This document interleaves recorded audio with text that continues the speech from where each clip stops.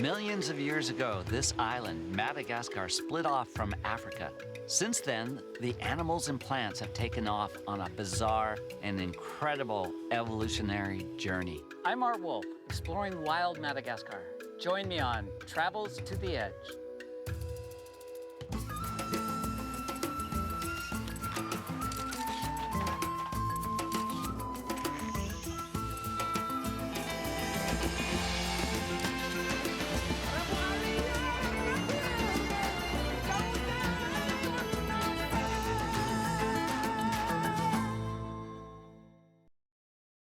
Madagascar lies off the southeast coast of Africa, the fourth largest oceanic island on Earth. Its size and geographic isolation have given rise to an abundance of biodiversity and unique landscapes. It's home to 5% of all the world's plants and animals, over 200,000 species. And 80% of those species are unique to Madagascar. But while Madagascar is one of the world's largest islands, it is densely populated by its Malagasy people. Most of them are farmers, and as a result, 90% of the island's original habitat has been lost to agriculture. The places that remain intact in Madagascar are really there simply because they're so difficult to get to.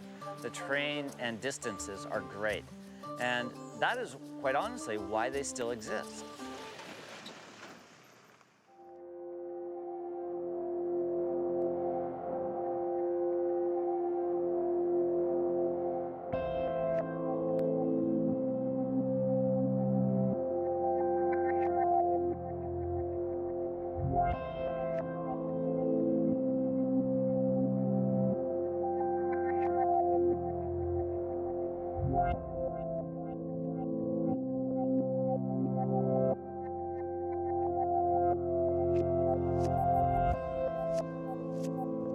I'm in the Singi-Bamara National Park, which is the largest preserve here in Madagascar. The Singi looks like this jagged matrix of pinnacles and mountains that are rising into the sky.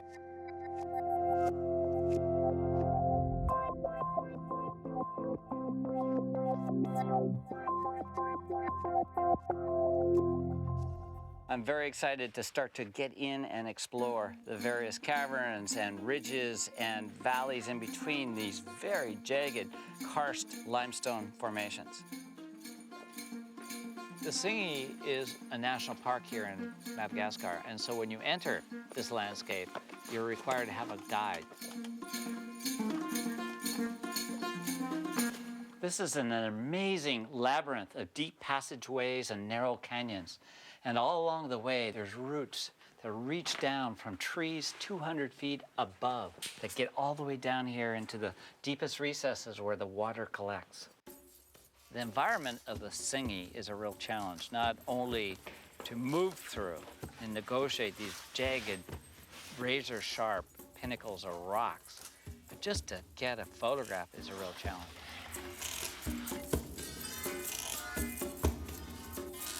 Get tired because you're either moving up or moving down, but rarely are you moving parallel. Whew. This is steep.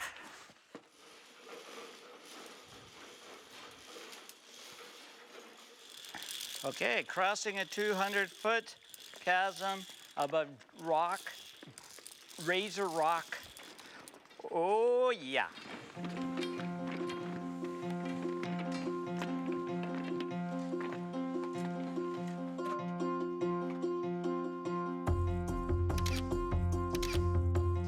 What I try to do in a landscape like this is to emphasize what's most important about it, and to me, it's the texture of the rocks.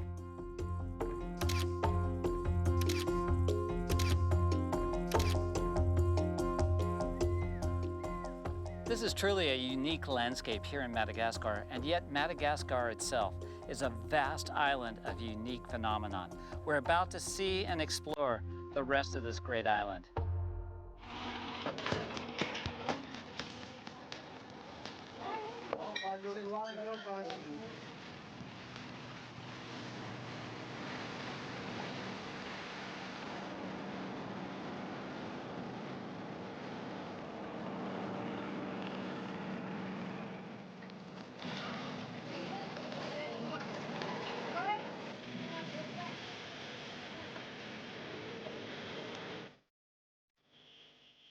We're heading to a remote reserve, one of the few remaining patches of original rainforest on this environmentally challenged island. Because of Madagascar's biological richness, it's the top priority for many of the world's conservation groups. Accompanying me on this journey through Madagascar is Russ Mittermeier, noted conservationist and an expert in primatology. Russ, you got projects all around the world. What's so great about Madagascar? Well, Madagascar, from a biodiversity perspective, is really a country of superlatives. We who work in the so-called biodiversity hotspots consider Madagascar to be the single highest priority hotspot on the planet. It's just an amazing place. I mean, it's been separated from the African mainland for probably about 160 million years, and separated from India, to which it was also connected, for about 80 or 90 million years. So for that whole period, evolution has proceeded on its own in isolation from the rest of the world. So you've got a variety of animals here that are unique, and the levels of endemism, species that occur nowhere else, are unmatched on the planet. I mean, what attracted me here to begin with was the lemurs, these non-human primates that are 100% endemic to Madagascar. When I was here before, they were so gentle. They're almost like a polite monkey in a way. They're very much like a polite monkey. They're not terribly aggressive. You can get quite close to them. When you're walking through a forest like this, looking for lemurs, do you hear them first or see movement or what's? I would say about 70, 80% of the time you hear them.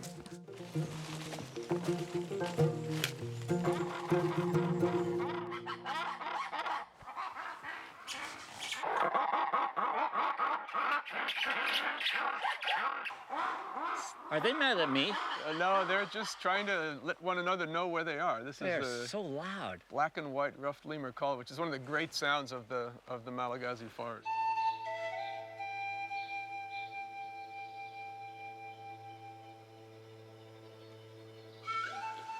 I've got two ruffed lemurs curled up on this branch, high up in the forest canopy.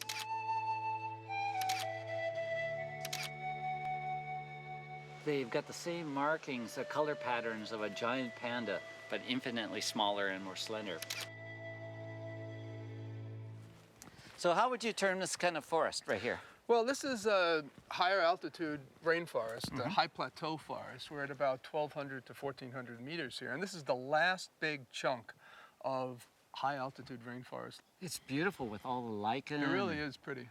It really is pretty, and this is very, very unique as a habitat.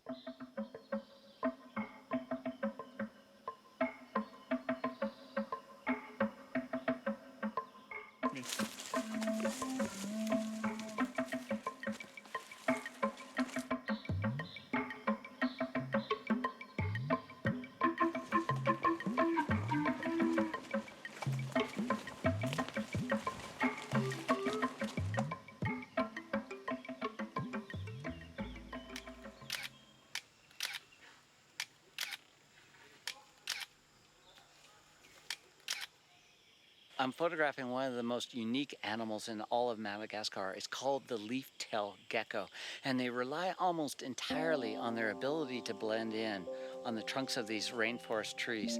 So there's patches of lichens, and if their arm or their torso covers that lichen, they'll pick up the line of the lichen to continue their perfect camouflage. They seem to dissolve into this beautiful environment.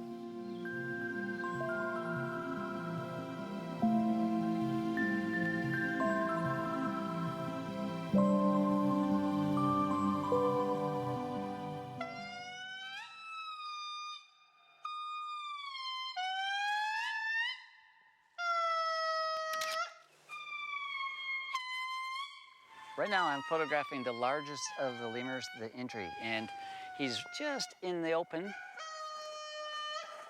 I think I'm getting some pretty nice shots.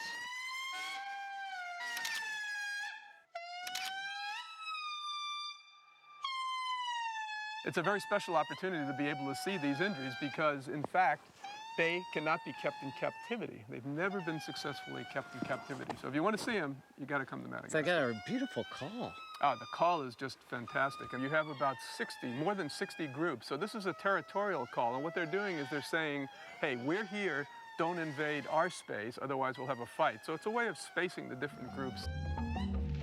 The Indri is the biggest of the living lemurs. It gets up to about 9 kilos, a little over 20 pounds, and about a meter, maybe 3 feet tall. Fantastic animal. They have really funny ears, don't they? Yeah, and funny eyes. They look like they just came off a spaceship.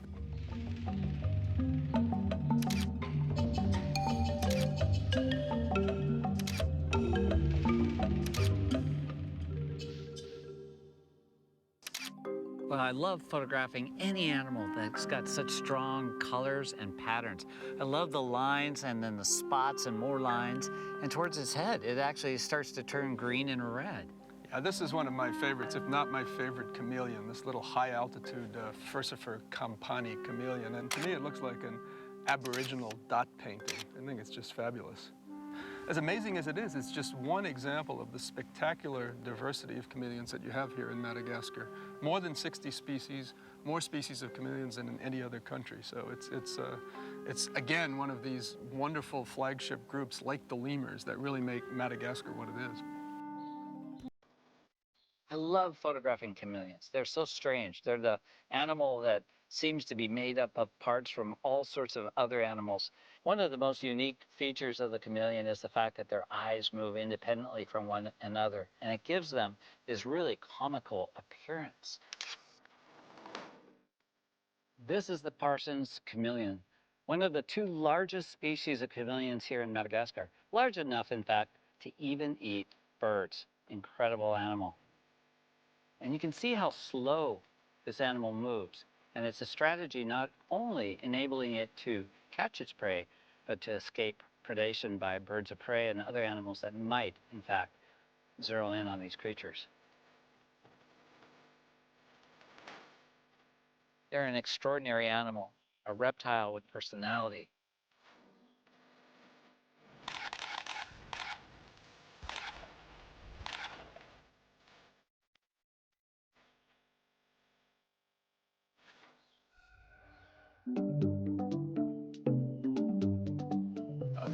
This is just the most beautiful of all the lemurs. This is the diademed sifak. It's the second biggest after the Indri, and it moves by vertical clinging and leaping, and it's capable of these incredible jumps. It can probably jump 30 feet at a shot. It's really got a lot of colors to it. Yeah, it's fantastic.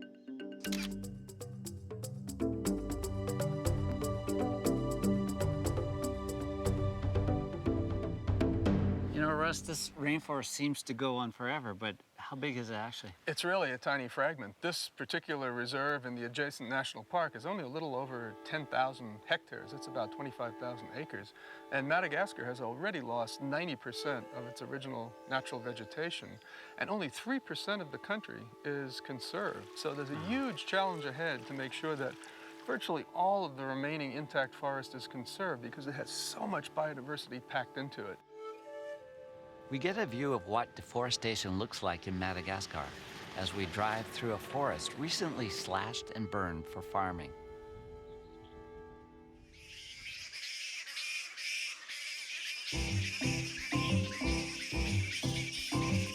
I love those serendipitous moments when you get unexpected photographic opportunities. This is amazing. This tamarind tree behind me is literally full of giant fruit bats with wingspans up to 3 feet. It's very cool. I've never photographed fruit bats like this before. I'm getting a really nice shot right now of a single bat hanging, and the sun is just catching his eyes in a very nice way. And it's beautiful. It looks happy, sitting there in the breeze and looking straight at me. Not a bad shot for an upside-down bat. The fruit bats are known also as flying foxes because they really do look like foxes with big wings. Right as the sun will set now, they all take to the air. And when they fly overhead, the sun backlights through their wings.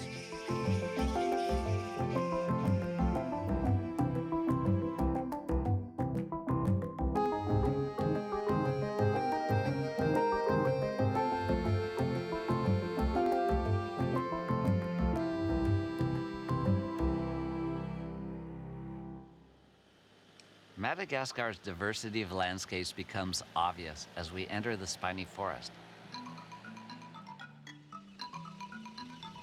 Well, this is kind of a pretty tough environment to have a village. Well, this is a village of the Antandroid people. These are the people of the Spiny Desert, and they live in what are probably the harshest conditions of any human group in Madagascar. Very little water here, and obviously it's quite difficult to eke a living out of this desert. But they manage to do it. Yeah, everybody's hanging out under these trees. Yeah, trying to keep cool in the heat of the day. Do you know how to say hello? Salama tumku. Salam tumku. Salama tumku. Salama tumku. Navovo. Salam tumku. Sada tura na ito.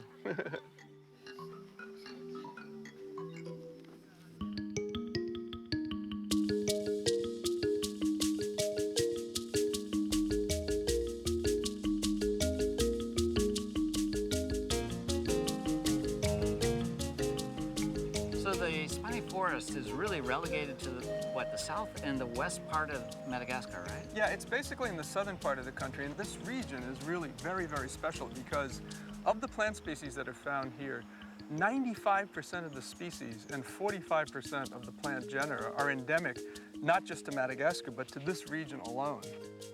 Walking through the spiny forest is a real treat simply because virtually every plant and tree is unknown to me.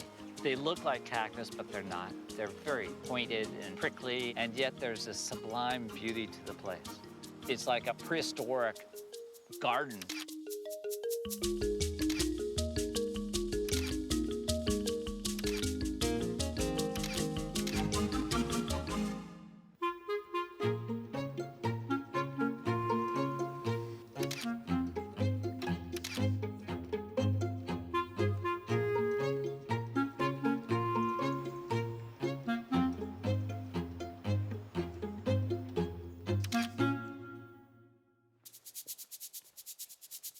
It's quite an experience to be in the spiny forest and suddenly stumble upon two troops of sifaka battling over territory. Art, this is great because you're getting a fight between two groups. You just saw this one animal scent marking the tree, and now the other ones are scent marking over there. So they're just bouncing towards one. Look, they're right in the border between their territory. And oh, this is excellent. Didn't think we'd see this. They move so fast. Yeah. This is a great place. I'm right on the demarcation line between two troops, and they use this tree right here to go back and forth. Look at that. Look at the tail. Look at the way he whips the tail around. Well, let's go and keep following these and see if there's a couple that are sitting in the late afternoon sun.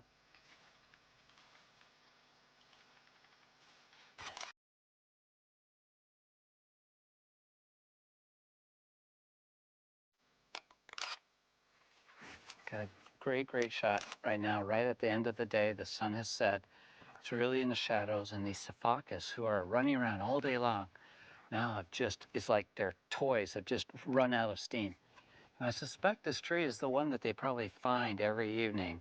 They're settling in for the night, and they're just all warm and cuddly, and it's a great shot.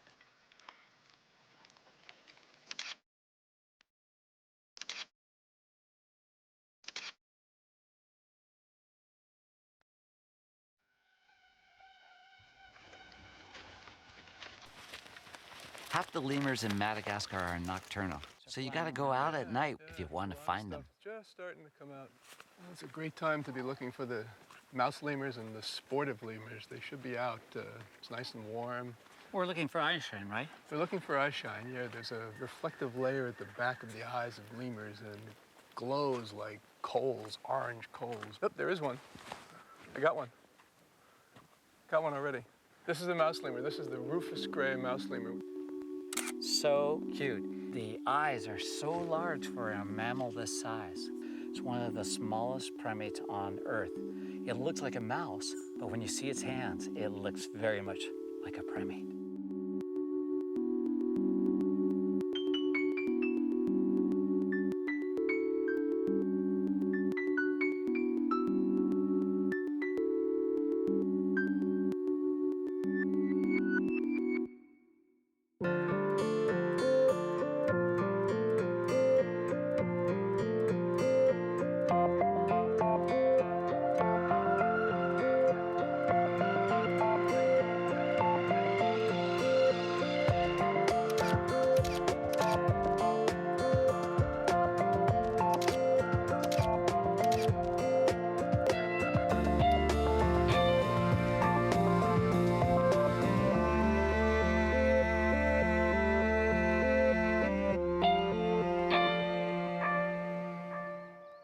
These are magnificent trees. These baobabs are up to 1,200 years old. From a distance, they look like cartoon caricatures of trees, but when you get up close to them, they overwhelm you with their sheer size. And they're literally water tanks. They retain water that enable them to survive through the long dry season. And they're great subjects to photograph. They're almost like upside down trees with the trunks and the roots reaching into the air. People are drawn towards simple forms in nature, and they don't get much simpler than the baobab. They almost look like children's drawings.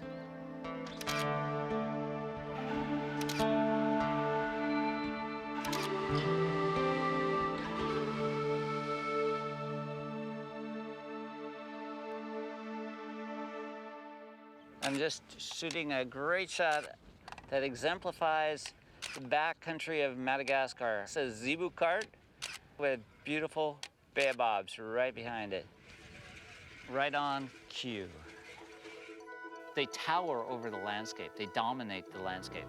And I love photographing them at sunset when the low angle light really reveals the texture of the trunks, but also highlights each and every limb. Even a brief visit to this spectacular place reveals its abundance of unique plants, animals, and landscapes. And realizing what we see today is only a fraction of what it once was is a reminder of how precious this island is. Madagascar's plants and animals have taken their own unique twists and turns through time. Today, this strange and wonderful island is one of the most biologically significant and yet threatened places on Earth. I'm Art Wolfe. Join me next time on Travels to the Edge. This program and 2 additional episodes from the series are available on DVD for $17.95. An award-winning book of Art Wolfe's landscapes featured in this series and beyond, Edge of the Earth, Corner of the Sky, is available for $65 plus shipping. To order the book or DVD, call 1-800-440-2651. You can find out more information about this episode and other destinations in the series by visiting our website at travelstotheedge.com.